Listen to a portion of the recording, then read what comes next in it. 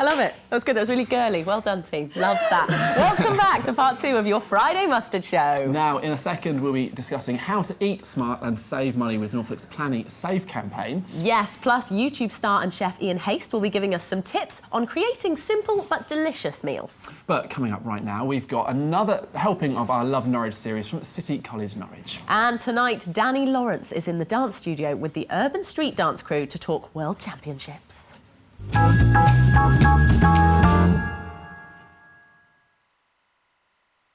Being part of a dance crew is a great opportunity for young people in Norfolk. Many of them dream to dance alongside some of the UK's best dancers.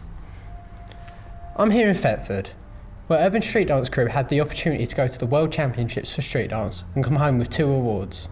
Let's meet the crew.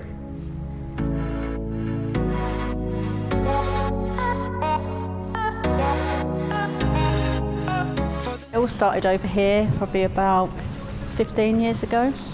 I've been involved for around 5 to 6 years now. The previous owners moved on, so I had my child in the dance group, so I wanted it to carry on, so I continued doing it. I started dancing when I was 7 years old. I practiced every week, or I tried to fit in a practice every week so I could make it better. I think the children benefit with this group. It gets a lot of them off the streets, gives them something to do, keeps them active.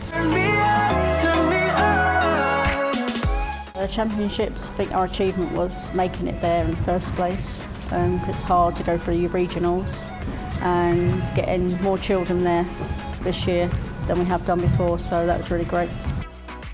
It's definitely intimidating at Worlds because you've got lots of dance groups there that have been on TV and still on TV, so it's very intimidating.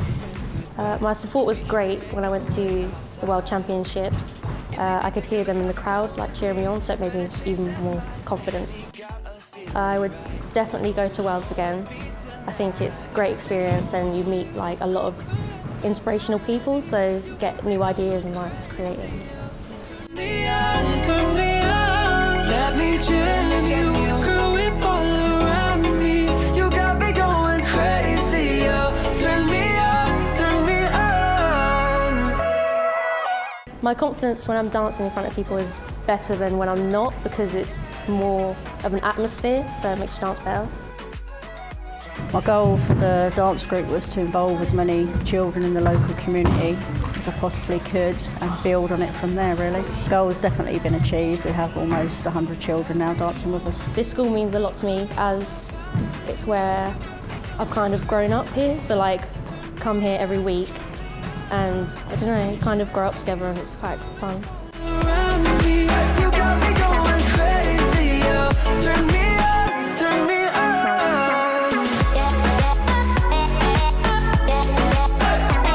My advice for people that want to get involved in dance is join a local club, even if you don't want to take it serious, just a fun club and fun hobby to have. Hey love, well done. I'm really proud of you tonight. Good girl. See you Thursday. So good. They were brilliant. so talented. How are your dance moves? I think you know. I don't know, you're quite They're tall. good. You could kind Very good. of...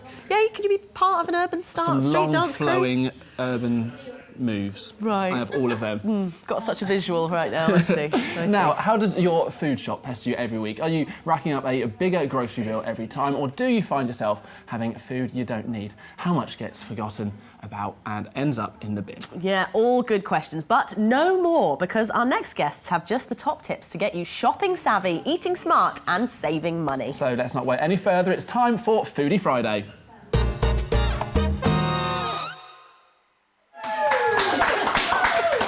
And behind the Norfolk Plan Eat Save campaign, we're welcomed by Martina and Ian. Multiple applause. Thank you so much for coming in. Pleasure. And thank you for bringing snacks. We have food. We get so spoiled food. on Foodie Friday. But this is a really interesting topic that we've actually not had a chance to discuss really Not on really. this show before, which is food wastage. And which is a really big problem in this country. So talk me through it. How did you first come on to this kind of topic? Well, food waste is a huge issue. People are wasting their money as well as wasting good food, and it's not good for the environment. Yeah. The average family wastes enough food for £60 a month. So that could be £60 a Yes. month. It's a Wow, lot of which money. across the Yeah. year is Yeah. really going to add up. it's £700 per year. And is that generally from thinking that you're going to eat more than you end up eating, or being a bit, oh, I'll have time to cook that, and then you don't, and then it goes off? Like, what is Yeah. kind of the root cause of this? The main reason why people waste food is because they buy too much or cook too much, or they don't use it in date. Because Right. people then will throw it away, rummaging through their fridge and thinking, actually, well, that's gone, and then they chuck it out. Yeah. And it's a real shame because when you know your dates, often people go by the best before date, but it's actually the use by date that you have to worry about. The best before date is just the quality. So lots of people throwing out food too early that's yes, actually all right to yeah, eat. yeah, I'm a that's bit of a right. gambler when it comes Yeah. to the best before date. I'm always like, you know That's what? why you're always ill. I'm going to put it in. I'm going to see how I go. Always ill. But I think then you end up wasting it. Just not It's with that I'm chicken, surely. advising. We want people to be safe, obviously, Yeah, of with course. it. And so if, for example, the food approaches its use by date, the best way to use it is to put it in the freezer. And there's so many things you can freeze, you know, from yogurts and milk to grated cheese. People don't often think I about never cheese. freeze cheese. Yes, Fun to cheese say as as You're not well. allowed dairy anyway, Oh, so. yeah, true. Yeah, I'm off Are dairy. you off dairy, are you? I am at the moment, Right, yeah. We were just discussing it in part one, but it's a bit of a challenge. But yeah, no, okay, so putting things in the freezer and being not silly kind of brave, but not always too rigid with those dates. No, and I think often people don't know, for example, with leftovers. You know, they think it's one day in the fridge, that's it, and then you have to chuck it. But actually, 2 days in the fridge is absolutely fine for leftovers. And again, if you have, for example, people take out the mince to cook it, and the mince was frozen, and then they are worried about freezing it again, but that's absolutely fine again. So you can freeze it again, and that's another one. And that freezer should be really your best friend, Totally. and acts like a pause button, It doesn't should be. it? It should be more a bigger freezer, smaller fridge. So Which since you- nobody does. No one I does. do. Do you? I do. I freeze everything. Well I done. genuinely No, That's I a do. definitely perfect don't. example Yeah. then, really, because most people don't do it.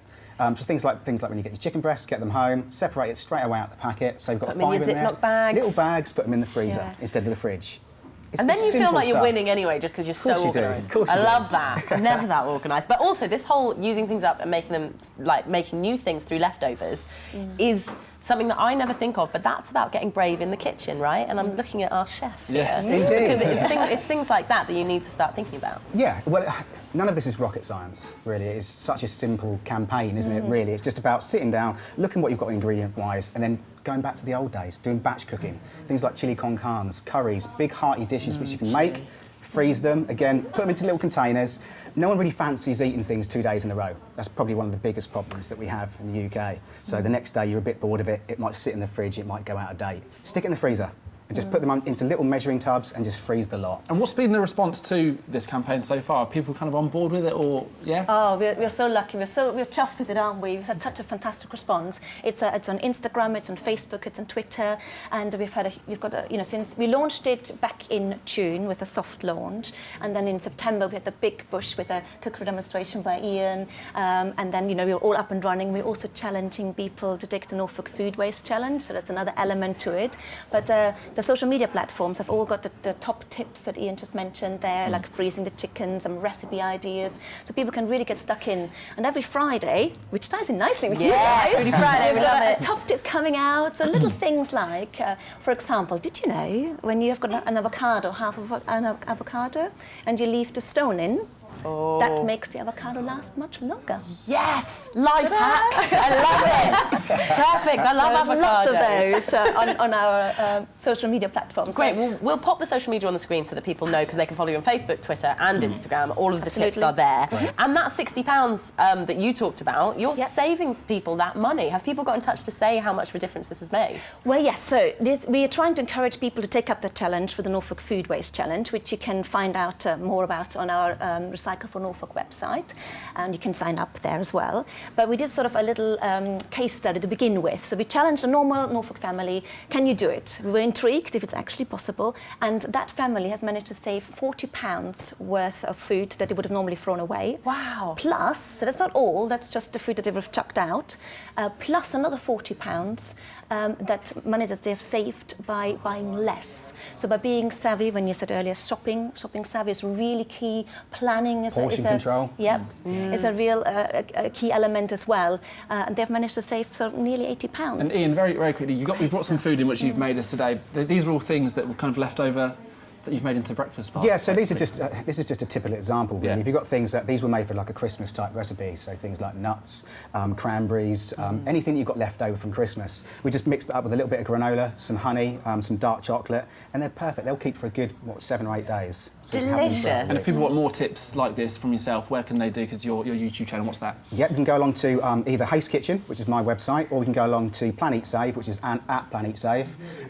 Loads of top tips on there as well. It's about 5 or 6 recipes on there as well, which link back to live videos, shows what to do. Amazing. And we're keeping it up to date, so there'll always be something new there Yeah, as well. brilliant. So Thank you so Yes, much for thank you so popping in much. and chatting Oh, to us. It's, pleasure. it's really something different to think about. Yes, and having a load of Lovely minutes. to meet you. thank you. Right, that is where we must round up this evening, I'm afraid. Aw, we've had a good time though, haven't we? Brilliant time. And remember to check our social media pages for all the info on how to win that meal for 2 at the Library Restaurant in our Valentine's Day competition. Next week, it's a theatre extravaganza. On the sofa will be theatre critic Eve Stebbing and the Playhouse director Caroline Richardson. Plus, join Helen and Nicholas on Monday for Cromer's answer to the First Dates That's gonna be restaurant. fun. So good. And some giant knitting needles as they talk Makers Month at the Forum. Lots to look forward to, but for now, have a lovely weekend, people. Goodbye. Bye.